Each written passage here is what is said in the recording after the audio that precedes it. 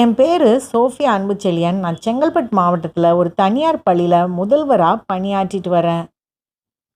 மாண்புமிகு தமிழக முதலமைச்சர் திரு மு.க. ஸ்டாலின் அவர்கள் பொங்கல் பரிசு அறிவிக்கும்போது, முதல்ல அரசு ஊழியர்களுக்கும், வருமான வரி செலுத்துறவங்களுக்கும் ரொக்கத் தொகை கொடுக்கப்பட மாட்டாது அப்படின்னு அறிவிச்சாங்க.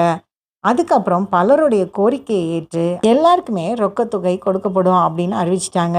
நான் வருமான வரி செலுத்துறேன். அதனால எங்க குடும்பத்துக்கு கொடுக்கப்பட்ட ரொக்கத்தொகையான 1000 ரூபாயை நான் முதலமைச்சரோட பொது நிவாரண நிதிக்கு திரும்பவும் அனுப்பி வைக்கிறேன்.